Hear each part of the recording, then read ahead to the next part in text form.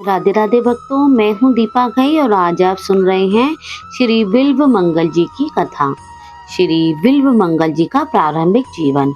दक्षिण प्रदेश में कृष्णवीणा नदी के तट पर एक गांव में रामदास नाम का एक भगवत भक्त ब्राह्मण निवास करते थे। उन्हीं के पुत्र का नाम था बिल्व मंगल। पिता ने यथासाध्य पुत्र को धर्मशास्त्रों की शिक्षा दी थी। बिल्व मंगल पिता की शिक्षा तथा उनके भक्ति भाव के प्रभाव से बाल्यकाल में ही अति शांत, शिष्ट और श्रद्धावान हो गया था। परंतु देव योग से पिता माता के देहावसान होने पर जब से घर की संपत्ति पर उसका अधिकार हुआ, तभी से उसके कुसंगी मित्र जुटने लगे। संग दोष से बिल्व मंगल के अंतकरण में अनेक दोषों ने अपना घर कर लिया। एक दिन गांव में कहीं चिंतामणि नाम की वैश्या का नाच था। शौकीनों के दल नाच में जा रहे थे। बिल्व मंगल भी अपने मित्रों के साथ वहां जा पहुंचा। वैश्या को देखते ही बिल्व मंगल का मन चंचल हो उठा। विवेक शून्य बुद्धि ने सहारा दिया। बिल्व मंगल डूबा और उसने हाड़ मास के भरे चार्म के कल्पित रूप पर अपना सर्वस्व न्यौछावर कर दिया। तन, मन, धन, कुल, मान, मर्यादा और धर्म सबको उत्सर्ग कर दिया। ब्राह्मण कुमार का पूरा पतन हुआ। सोते जागते, उठते बैठते, खाते पीते सब समय बिल्व मंगल के चिंतन की वस्तु केवल एक चिंतामणि ही रह गई। बिल्व मंगल के पिता का श्राद्ध है, इसलिए आज वह नदी के उस पार चिंतामणि के घर नहीं जा सकता। श्राद्ध की तैयारी हो रही है। विद्वान कुल पुरोहित बिल्व मंगल से श्राद्ध के मंत्रों की आवृत्ति करवा रहे हैं, परंतु उसका मन चिंतामणि की चिंता में निमग्न है। उसे कुछ भी अच्छा नहीं लगता। इसी प्रकार श्राद्ध समाप्त कर जैसे तैसे ब्राह्मणों को झटपट भोजन करवाकर बिल्व मंगल चिंतामणि के घर जाने को तैयार हुआ। संध्या हो चुकी थी। लोगों ने समझाया कि भाई, आज तुम्हारे पिता का श्राद्ध है, वैश्या के घर नहीं जाना चाहिए, परंतु कौन सुनता था। उसका हृदय तो कभी का धर्म कर्म से शून्य हो चुका था। बिल्व मंगल दौड़कर नदी के किनारे पहुंचा। भगवान की माया अपार है। अकस्मात प्रबल वेग से तूफान आया और उसी के साथ मूसलाधार वर्षा होने लगी। आकाश में अंधकार सा छा गया। बादलों की भयानक गर्जना और बिजली की कड़कड़ाहट से जीवन मात्र भयभीत हो गए। रात दिन नदी में रहने वाले केवटों ने भी नावों को किनारे बांधकर वृक्षों का आश्रय लिया, परंतु बिल्व मंगल पर इन सब का कोई असर नहीं पड़ा। उसने केवटों से उस पार ले जाने चलने को, परंतु मृत्यु का सामना करने को कौन तैयार होता। सबने इनकार कर दिया। जो विलंब होता जाता था, त्यों ही त्यों बिल्व मंगल की व्याकुलता बढ़ती जाती थी। अंत में वह अधीर हो उठा और कुछ भी आगा पीछा न सोचकर तैर कर पार जाने के लिए सहसा नदी में कूद पड़ा। भयानक दुस्साहस का कर्म था, परंतु कामातुराणम न भयम न लज्जा। संयोगवश नदी में एक मुर्दा बहा जा रहा था। बिल्व मंगल तो बेहोश था। उसने उसे काट समझा और उसी के सहारे नदी के उस पार चला गया। उसे कपड़ों की सुध नहीं थी। बिल्व मंगल दिगंबर हो गया। चारों ओर अंधकार छाया हुआ था। वन के पशु भयानक शब्द कर रहे थे। कहीं मनुष्य की गंध भी नहीं आती, परंतु बिल्व मंगल उन्मत्त की भांति अपनी धुन में चला जा रहा था। कुछ ही दूर पर चिंतामणि का घर था। श्राद्ध के कारण आज बिल्व मंगल के आने की बात ही नहीं थी, इसलिए चिंतामणि घर के सब दरवाजों को बंद करके निश्चित होकर सो चुकी थी। बिल्व मंगल ने बाहर से बहुत पुकारा, परंतु तूफान के कारण अंदर कुछ भी नहीं सुनाई पड़ा। बिल्व मंगल ने इधर उधर ताकते हुए बिजली के प्रकाश में दीवार पर एक रस्सा सा लटका देखा। तुरंत उसने उसे पकड़ा और उसी के साथ दीवार फांद कर अंदर चला गया। चिंतामणि को जगाया। वह तो इसे देखते ही स्तब्ध सी रह गई। सारा शरीर पानी से भीगा हुआ।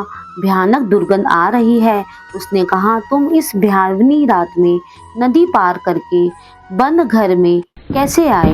बिल्व मंगल ने पाट पर चढ़कर नदी पार करने और रस्सी के सहारे दीवार पर चढ़ने की कथा सुनाई।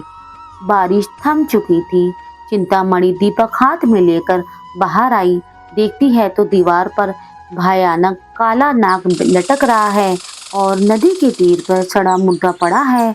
बिलमंगल ने भी देखा और देखते ही कांप उठा। चिंतामणि ने बतरसना करके कहा, तू ब्राह्मण है? अरे आज तेरे पिता का श्राद्ध था, परंतु एक हाड़ मांस की पुतली पर तू इतना सख्त हो गया कि अपने सारे धर्म कर को तिलांजलि देकर एक डरावनी रात में मुर्दे और सांप की सहायता से यहाँ दौड़ा आया। तू आज जिसे परम सुंदर समझकर इस तरह पागल हो रहा है, उसका भी एक दिन तो यही परिणाम होने वाला है जो तेरी आंखों के सामने इस सड़े मुर्दे का है। धिक्कार है तेरी इस नीच वृत्ति को। अरे यदि तू इसी प्रकार उस मनमोहन श्याम सुंदर पर आसक्त होता, यदि उससे मिलने के लिए यूं छटपटा कर दौड़ता, तो अब तक उसको पाकर तू अवश्य ही कृतार्थ हो चुका होता। वैश्या की वाणी ने बड़ा काम किया। बिलमंगल चुप होकर सोचने लगा। बाल्यकाल की स्मृति उसके मन में जाग उठी। पिताजी की भक्ति और उनकी धर्म प्राणता की दृश्य उसकी आंखों के सामने मूर्तिमान होकर नाचने लगे। बिलमंगल की हृदय तंत्री नवीन सुरों में से बज उठी। विवेक की अग्नि का प्रादुर्भाव हुआ। भगवत प्रेम का समुद्र उमड़ा और उसकी आंखों से अश्रुओं का सहस्त्र धारा बहने लगी। बिलमंगल ने चिंतामणि के चरण पकड़ लिए और कहा, माता, तूने आज मुझको दिव्य दृष्टि देकर कृतार्थ कर दिया। मन ही मन चिंतामणि को गुरु मानकर प्रणाम किया। उसी क्षण जग चिंतामणि की चारु चिंता में निमग्न होकर उन्मत्त की भांति चिंतामणि के घर से निकल पड़ा। बिलमंगल के जीवन में परिवर्तन हो गया, सात्विक परिवर्तन। दोनों ने उस पूरी रात भगवान का भजन किया और प्रातः होते ही चिंतामणि ने हरिद्वार की और बिलमंगल ने संत श्री सोमगिरी जी महाराज के आश्रम की राह ली। वहां गुरुदेव से दीक्षा लेकर 1 वर्ष तक आश्रम में ही रहकर भजन पूजन किया। फिर वृंदावन धाम के लिए चल पड़ा। श्याम सुंदर की प्रेममयी मनोहर मूर्ति का दर्शन करने के लिए बिलमंगल पागल की तरह जगह जगह भटकने लगा। कई दिनों के बाद एक दिन अकस्मात उसे रास्ते में एक परम रूपवती युवती दिख पड़ी। पूर्व संस्कार अभी सर्वथा नहीं मिटे थे। युवती का सुंदर रूप देखते ही नेत्र चंचल हो उठे और नेत्रों के साथ मन भी खिंचा। बिलमंगल की फिर मोह हुआ। भगवान को भूलकर वह पुनः पतंग बनकर विषयगामी की ओर दौड़ा। बिलमंगल युवती के पीछे पीछे उसके मकान तक गया। युवती अपने घर के अंदर चली गई। बिलमंगल उदास होकर घर के दरवाजे पर बैठ गया। घर के मालिक ने बाहर आकर देखा कि एक मलिन मुख अतिथि ब्राह्मण बाहर बैठा है। उसने कारण पूछा। बिलमंगल ने कपट छोड़कर सारी घटना सुना दी और कहा कि मैं एक बार फिर इस युवती को प्राण भरकर देख लेना चाहता हूँ, तो मुझे यहाँ बुलवा दो। युवती उसी गृहस्थ की धर्मपत्नी थी। उस व्यक्ति ने सोचा कि इसमें हानि ही क्या है, यदि उसके देखने से ही इसकी तृप्ति होती है तो अच्छी बात है। अतिथि वत्सल गृहस्थ अपनी पत्नी को बुलाने के लिए अंदर गया।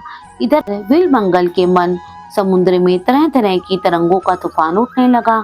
जो एक बार अनन्य चित्त से उस अशरण शरण की शरण में चला जाता है, उसके योग क्षेम का सारा भार वे अपने ऊपर उठा लेते हैं। आज बिलमंगल को संभालने की चिंता भी उन्हीं को पड़ी है। दीन वत्सल भगवान ने अज्ञानंद बिलमंगल को दिव्य चक्षु प्रदान किए। उसको अपनी अवस्था का यथार्थ ज्ञान हुआ।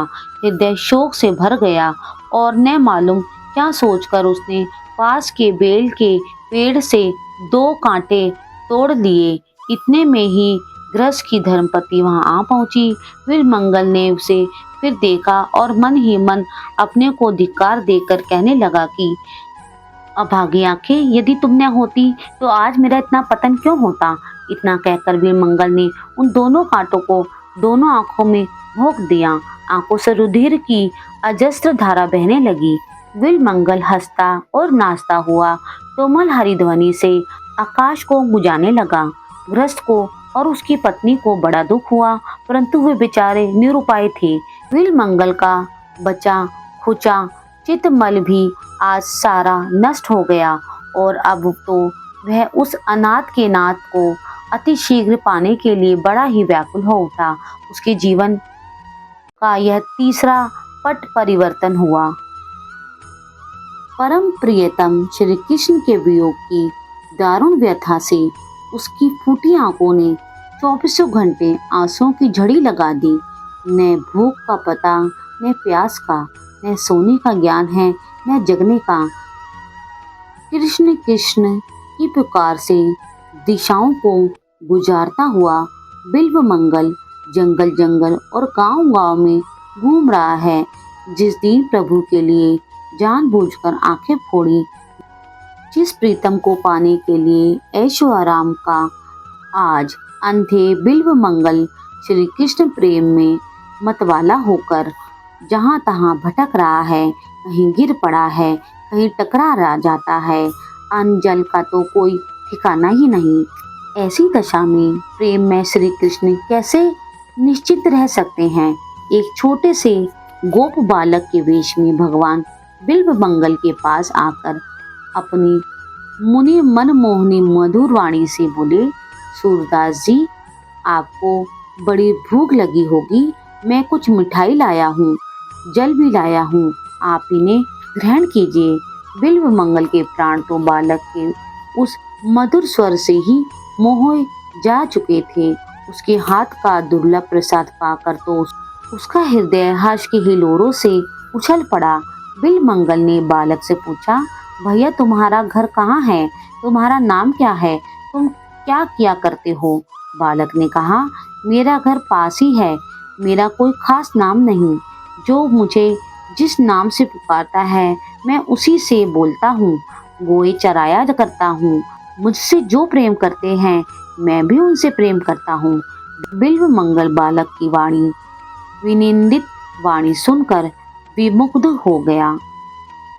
बालक जाते जाते कह गया कि मैं रोज आकर आपको भोजन करवा जाया करूँगा। बिल्व मंगल ने कहा, बड़ी अच्छी बात है, तुम रोज आया करो। बालक चला गया और बिल्व मंगल का मन भी साथ लेता गया। मन चोर तो उसका नाम ही ठहरा।